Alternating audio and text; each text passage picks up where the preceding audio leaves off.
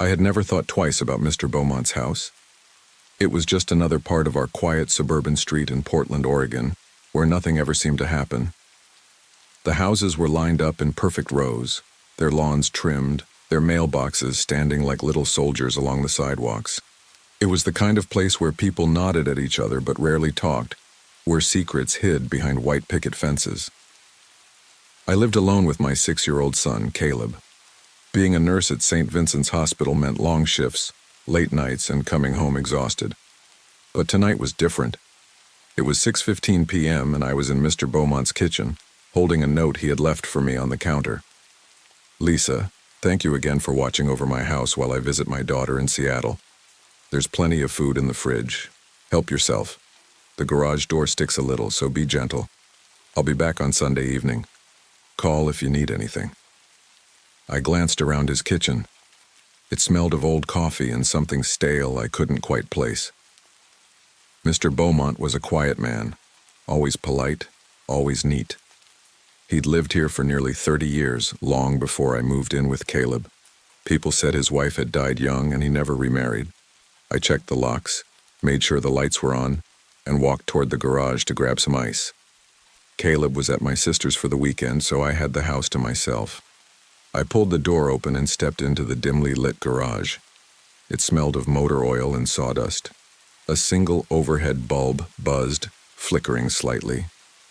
Against the back wall stood an old white freezer, the kind my grandmother used to keep in her basement. I opened it, expecting ice trays or frozen meals. Instead, I found something else. The bottom of the freezer had a hidden compartment. It took me a second to realize what I was looking at.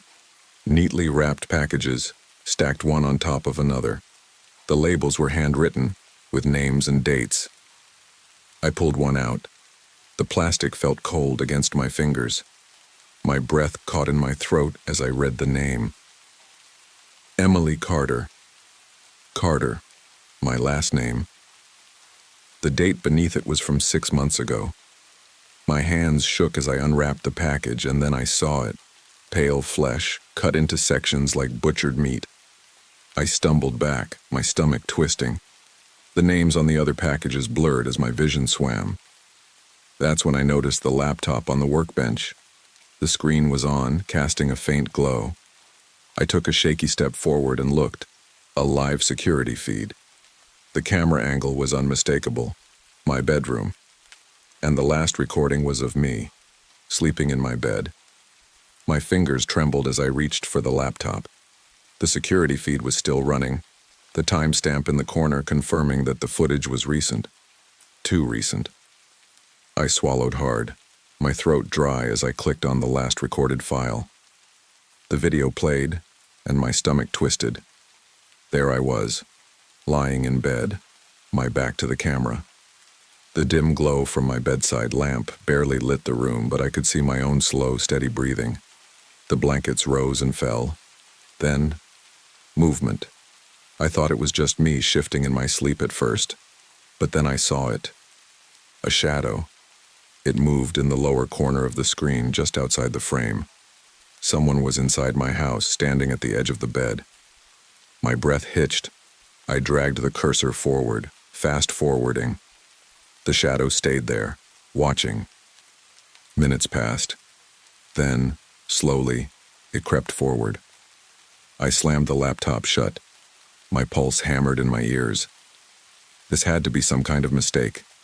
Mr. Beaumont, quiet, polite Mr. Beaumont, couldn't have done this. The thought of him creeping into my house at night, standing over me as I slept, made my skin crawl. I had to leave. Now I turned toward the door, but in my panic, my foot slipped against the concrete. The freezer door was still open, and my arm knocked into it, sending it swinging shut with a dull thud. The sound echoed in the garage. I froze, heart racing, listening. Then I heard it. A faint click. The sound of a door unlocking. The garage had a side door that led to the backyard. I hadn't touched it. My breath caught in my throat as I saw the doorknob turning. Slow, deliberate. Someone was here.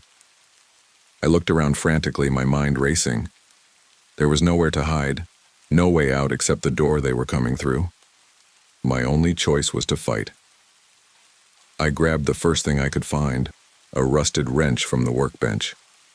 My grip was slick with sweat. The door creaked open. The dim light from the garage spilled onto the figure stepping inside. Tall, thin, a familiar shape. Mr. Beaumont. But something was different. His face was pale, his eyes dark hollows in his wrinkled skin. He stepped forward, the garage door swinging shut behind him. His lips curled into a smile, too wide, too knowing. "Lisa," he said, his voice smooth and calm as if we were chatting over coffee. "You weren't supposed to see that." I took a step back, raising the wrench, my breath coming in short gasps. "What the hell is this?" My voice shook. He sighed, shaking his head. "I liked you, Lisa. I really did, but you went snooping." He moved fast, too fast for someone his age. I barely had time to react before the lights flickered and went out. The garage was swallowed by darkness. My pulse pounded so loudly it drowned out everything else. I gripped the wrench tighter, my hands shaking. The only sound was my own ragged breathing. Then, movement. A shuffling sound, slow but deliberate. He was still here. I strained my ears, trying to pinpoint where he was. My fingers tightened around the cold metal of the wrench. "Lisa." Mr. Beaumont's voice came from somewhere in the dark. Too close. Too calm. "You should have just stayed out of it." I backed up blindly, my heart hammering against my ribs. I needed to get out. My mind screamed at me to run, but my legs felt frozen. Another sound, soft, deliberate footsteps. I swung the wrench wildly in the darkness. It hit nothing but air. I swallowed down a scream. Then suddenly a cold hand grabbed my wrist. I yelped, trying to pull away, but his grip was stronger than I expected. My skin crawled as his fingers tightened, his breath warm against my face.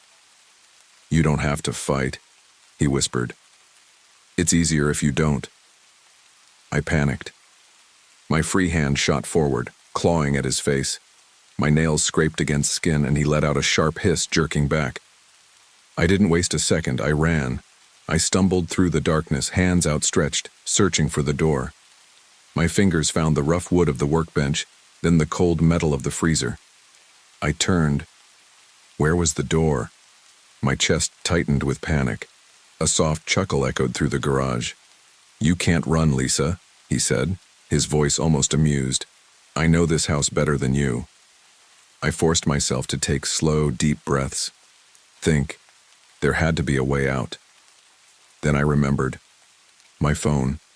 It was still in my pocket. My fingers fumbled for it, shaking as I unlocked the screen. The faint glow was enough to make out my surroundings. There. The garage door. I bolted for it, but before I could reach it, something slammed into me from behind. I hit the ground hard, my phone flying from my grip. Pain exploded in my shoulder. The wrench clattered across the floor, out of reach. I gasped, trying to push myself up, but a heavy weight pressed down on me. Mr. Beaumont's voice was right in my ear now. "You should have never come in here." I thrashed, kicking out blindly. My heel connected with his leg, and he let out a grunt, his grip loosening for just a second. I used the moment to roll away, scrambling toward the door. My fingers brushed against my phone. I snatched it up, the screen still glowing. 911. I barely managed to hit the call button before a hand wrapped around my ankle and yanked me backward. The last thing I heard before the darkness swallowed me was the dispatcher's voice crackling through the speaker. 911, what's your emergency? The cold concrete scraped against my skin as Mr. Beaumont yanked me backward. My phone slipped from my hand, skidding across the floor, the faint voice of the 911 dispatcher still coming through.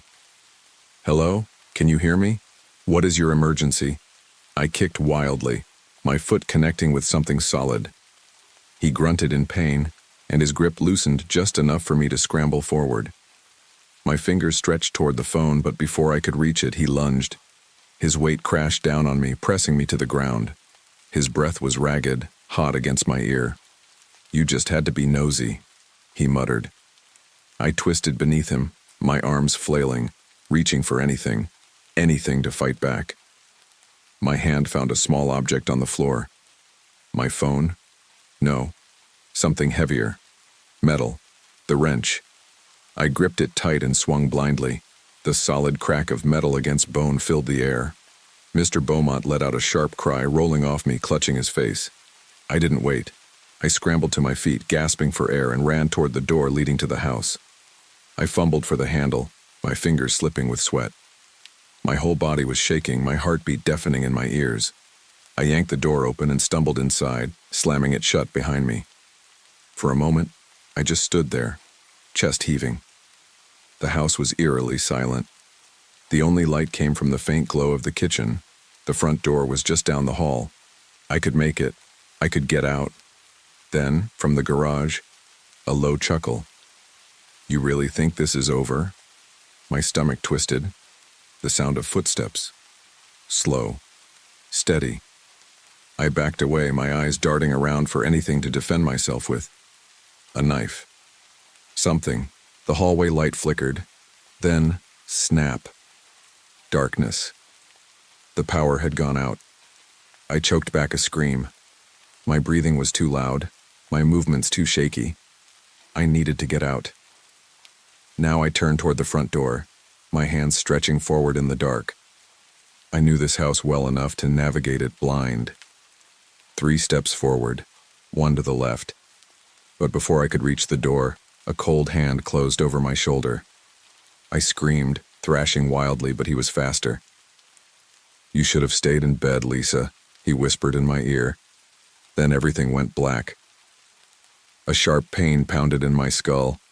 My body felt heavy, sluggish, like I was floating between sleep and wakefulness.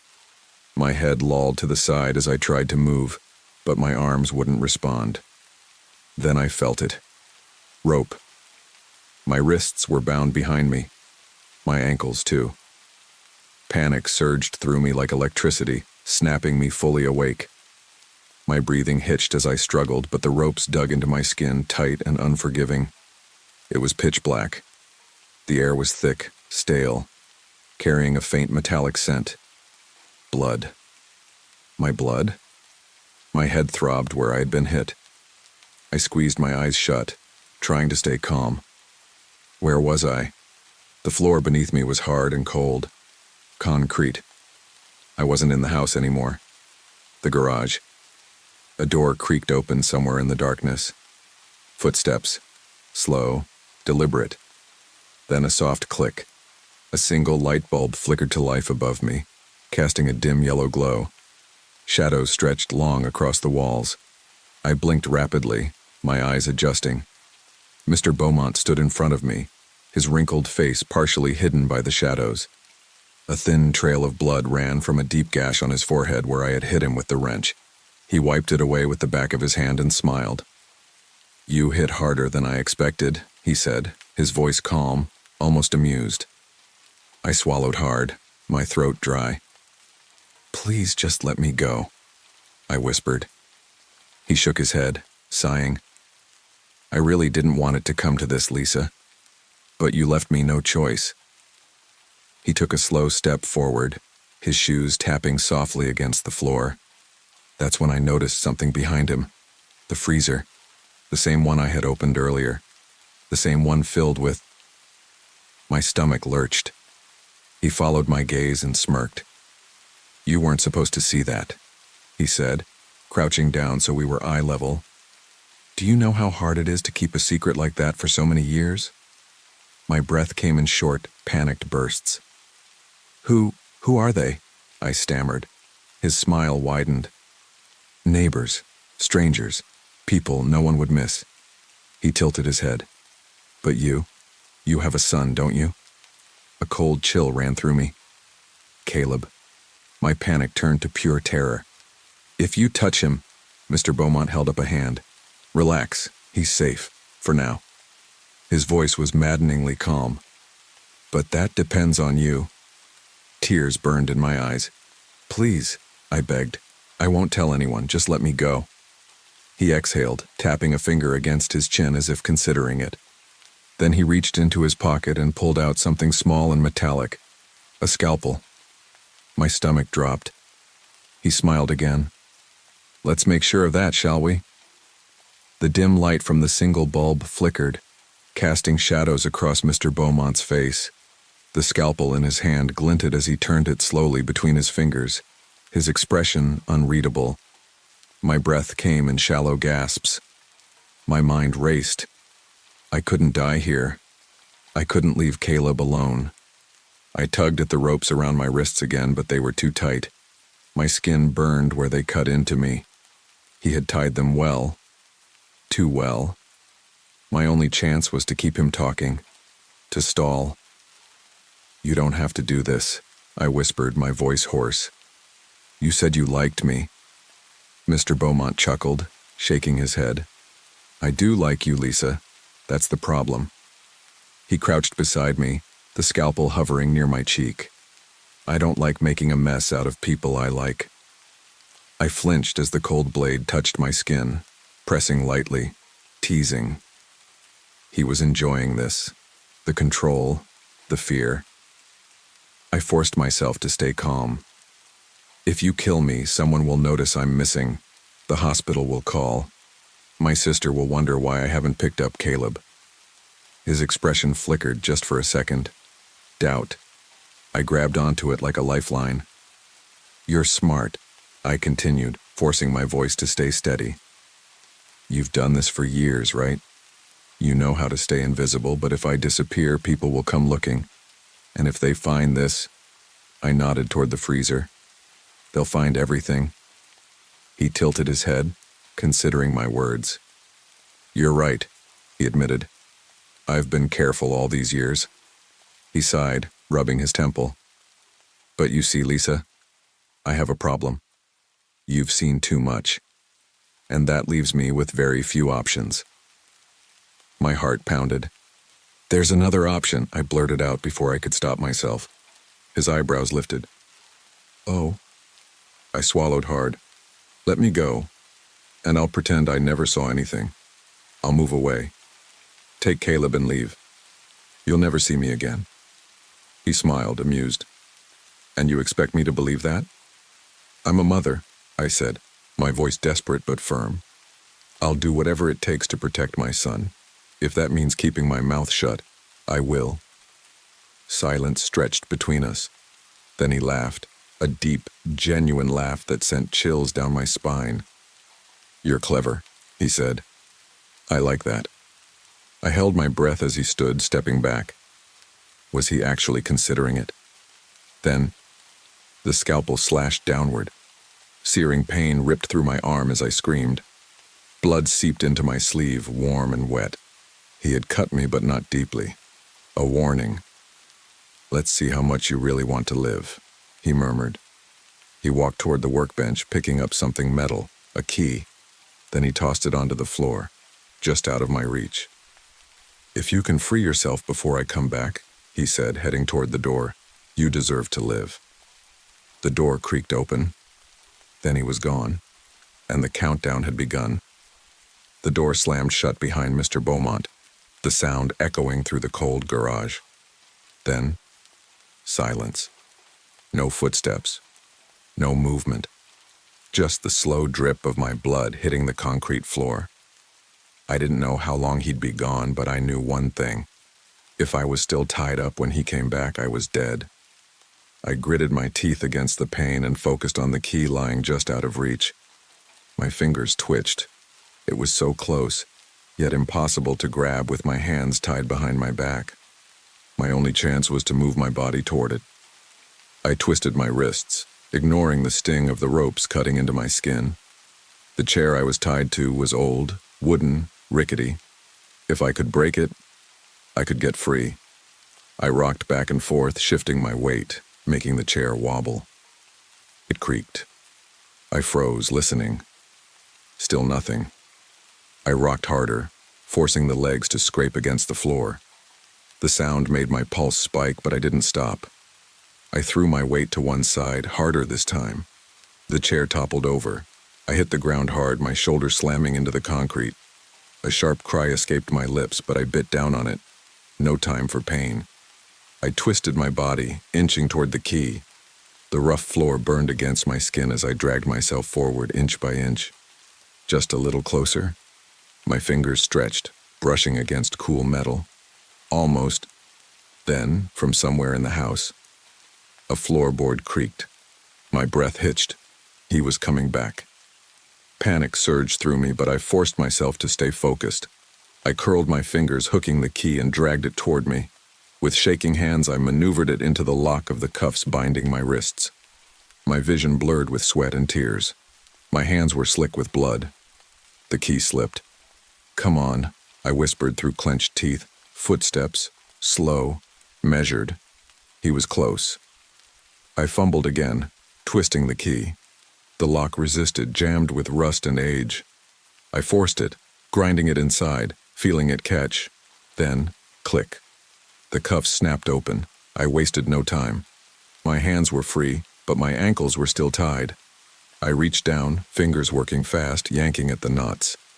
My hands were slick, the rope stiff, but I pulled with everything I had. The doorknob rattled. He was at the door. I tore at the last knot, my legs finally free. I scrambled up just as the door swung open. Mr. Beaumont stepped inside, his eyes narrowing. I bolted. I dodged around him, sprinting for the door that led to the backyard. My legs burned, my lungs ached, but I pushed forward. Behind me, I heard him curse, his footsteps pounding against the floor. I didn't look back. I just ran. The cold night air hit me like a slap as I burst through the back door and into the yard. My bare feet pounded against the damp grass, my legs screaming in protest, but I didn't stop. I couldn't. Behind me, Mr. Beaumont's footsteps thundered against the wooden deck. "Lisa," he called, his voice sharp, angry. "You're only making this worse for yourself." I didn't look back. I didn't need to. I could hear him gaining on me. The yard was enclosed by a tall wooden fence, too high to climb in my weakened state. My only way out was through the gate at the side of the house. I veered left, lungs burning, forcing my legs to move faster. I reached the gate and fumbled with the latch, my bloodied hands slipping. Come on," I whispered frantically. My fingers finally found the lock, but before I could lift it, a hand closed around my hair. I screamed as Mr. Beaumont yanked me backward, my scalp burning with pain. I twisted, lashing out with my elbow, catching him in the ribs. He grunted but didn't let go. "You should have stayed put," he growled, his grip tightening as he spun me around and shoved me against the fence. My head smacked against the wood, stars exploding behind my eyes. Dazed, I barely registered his hands wrapping around my throat. He squeezed. Panic surged through me as my airway tightened. I clawed at his hands, kicking, thrashing, but his grip was iron. My lungs screamed for air, my vision darkening at the edges. I was losing. Number, I couldn't let this happen. Caleb's face flashed in my mind, his bright smile, his little arms wrapped around my waist when he hugged me. If I died here, he'd be alone. I couldn't die. Summoning every ounce of strength left in me, I reached up, my fingers fumbling against his face. My nails found the gash on his forehead, the wound I'd given him earlier. I dug my fingers into it. He howled in pain, his grip loosening just enough. I sucked in a ragged breath and drove my knee up, hard. It hit its mark. He staggered back, gasping, and I didn't waste a second. I spun, lifted the latch, and threw the gate open. I ran. The neighborhood was dark, the houses quiet. Lights glowed from inside, families going about their lives, unaware that a killer lived among them. My legs felt like lead, my body aching, but I pushed forward, desperate to reach help. A car turned onto the street ahead. Headlights flooded the sidewalk. I stumbled into the road, waving my arms. The driver hit the brakes. The last thing I saw before I collapsed was the shocked face of a stranger stepping out of the car, their voice distant, calling for help. Then, darkness swallowed me whole. The world drifted in and out of focus. My body felt weightless, floating somewhere between consciousness and oblivion. Faint voices echoed around me, distant and muffled, like they were speaking from underwater. Then, sirens. I forced my eyes open. Bright red and blue lights flashed against the dark sky, and the cool night air stung my skin. I was lying on the pavement, my entire body aching. A woman knelt beside me, her hands gently pressing against my shoulder. She looked panicked. "Stay still, help is here," she said. Her voice was calm, reassuring. "Help." It took a second for everything to come rushing back. The freezer, the scalpel, the chase, Mr. Beaumont. I gasped and tried to sit up, but the woman gently pushed me back down. "You're hurt," she said. "Just breathe. The police are on their way." "No," I croaked, shaking my head. "He's coming. You have to—" "Lisa!" I turned at the sound of my name and saw flashing lights as a police car screeched to a stop. An officer jumped out, running toward me. I recognized him, Officer Grant, a local cop who patrolled our neighborhood. I had seen him before at the grocery store making small talk with the cashiers. His eyes widened when he saw me. Jesus Christ, what happened? Before I could answer, another noise made my stomach drop. Footsteps. Fast. Heavy. Mr. Beaumont. He had followed me. A dark figure appeared at the end of the street. He was breathing hard, his shirt stained with my blood. His expression was unreadable, but his eyes, cold, calculating, locked onto mine. For a moment, no one moved. Then, "Help!" I screamed, pointing at him. "He's the one! He's the killer!" The officers reacted instantly. Guns were drawn, commands were shouted. "Hands in the air! Get down on the ground!" Mr. Beaumont didn't move. For a split second, I saw something shift in his expression. He wasn't afraid. He wasn't panicked. He was smiling. Then, without warning, he bolted. "Go! Go!" Officer Grant shouted as two officers took off after him, their radios crackling with urgent chatter. I struggled to sit up, watching as Mr. Beaumont disappeared around a corner, his footsteps fading into the night. Tears burned in my eyes. He was getting away. An officer knelt beside me. "We'll find him," she assured me. "We have backup coming." I wanted to believe her, but deep down, a horrifying thought crept into my mind. What if they didn't? What if Mr. Beaumont disappeared just like his victims? What if he came back?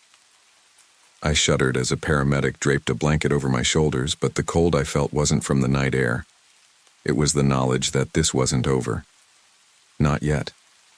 The world around me blurred as the paramedics lifted me onto a stretcher. My body ached, my throat raw from screaming, but none of that mattered.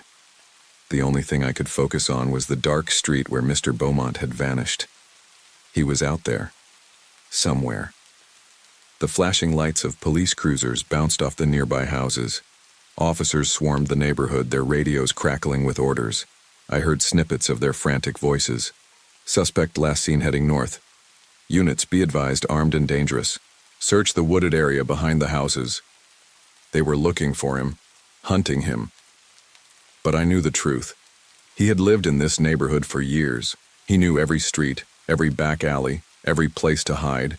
He had lured victims into his home without anyone ever noticing. If anyone could slip through a police search, it was him. A deep, unsettling fear crawled up my spine. What if he was watching right now? Hidden in the shadows? Waiting? I forced myself to focus. I wasn't helpless anymore. I had escaped him once. I wouldn't let him win. I turned to Officer Grant, who was standing nearby, talking into his radio. "You have to check his house," I said, my voice hoarse but urgent. Grant turned, his brow furrowing. "We will, but right now, our priority is finding him before he disappears." I shook my head. "No, listen to me. He's too smart for that. He has a plan. You need to search his house before he covers his tracks." He hesitated, then nodded. "I'll send a team."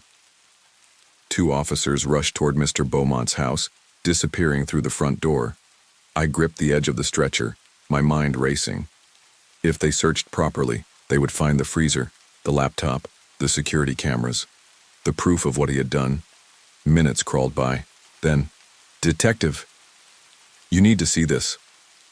One of the officers came running out, his face pale. A group of cops stormed inside, and I saw Grant glance at me before following them. I knew what they had found. The evidence. The horrors inside that garage. Suddenly, an officer's voice came through the radio, sharp and urgent. "Suspect spotted, moving toward the old bridge on Mill Creek." My breath caught. He was trying to escape the neighborhood entirely. If he made it to the woods beyond the bridge, he'd be gone. I turned to Grant. "You have to stop him." He didn't hesitate. "All units converge on Mill Creek now." The officers rushed toward their cars, tires screeching as they sped toward the bridge. I could do nothing but watch, my pulse hammering. This was it, the final chase. One way or another, Mr. Beaumont's reign of terror was about to end. The police cruisers roared down the street, sirens wailing as they sped toward Mill Creek Bridge. I sat up on the stretcher, every muscle in my body tense. This was it, the final moment. Either they caught him or he vanished into the darkness. I couldn't let that happen. Ignoring the paramedics' protests, I swung my legs off the stretcher. My body screamed in pain, but I didn't care.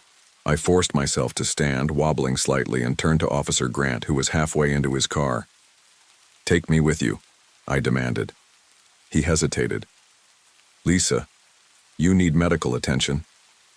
"I need to see this end," I cut him off. "Please." Grant studied me for a moment, then swore under his breath. "Fine, get in." I climbed into the front seat, barely able to catch my breath as the car peeled out onto the road, racing toward the bridge. The police radio crackled. "Suspect spotted on the bridge. Officers approaching from both sides. He's cornered." My hands clenched into fists. He wouldn't surrender, not someone like him. He'd rather disappear forever than face justice. The bridge loomed ahead, old and rusted, stretching over the fast-moving creek below. The police had cut off both ends, their cars blocking any escape. Their flashlights beamed through the darkness, illuminating the lone figure standing in the center. Mr. Beaumont. Even from a distance, I could see him breathing heavily, his body tense. He was trapped. Nowhere left to run. Officer Grant slammed the brakes, and I jumped out before the car even stopped. My heart pounded as I stepped forward, ignoring the shouting officers telling me to stay back. I needed to see his face. Mr. Beaumont turned his head slightly, his eyes locking onto mine. A slow, unsettling smile spread across his lips. "Lisa," he said, his voice calm despite the chaos around him. "You should have just left it alone." Rage boiled inside me. "You killed innocent people," I spat. "You watched me, watched my son, and you think I should have ignored it?" He exhaled through his nose, shaking his head as if he pitied me. "You think you've won, don't you?" I stiffened. Something wasn't right. The officers inched closer, their guns raised. "It's over, Beaumont," one of them called. "Get down on your knees." He didn't move. Then I saw it, his hand slipping into his pocket. "Gun!" someone yelled.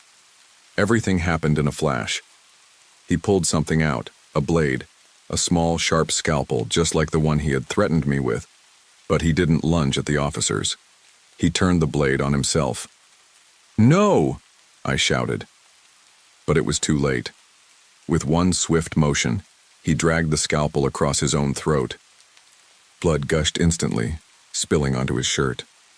He staggered, his body swaying unsteadily. His eyes met mine one last time, and then he fell.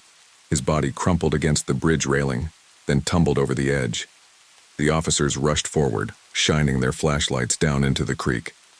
The water below was dark, fast-moving. It swallowed him whole. I stood frozen, unable to breathe. The officers barked into their radios. A search team was called, but I already knew the truth. Whether his body was found or not, it was over. He was gone. A heavy silence hung in the air as the officers lowered their weapons. The nightmare that had started with a simple search for ice had finally ended. I closed my eyes, sucking in a shaky breath. It was over, but I would never forget.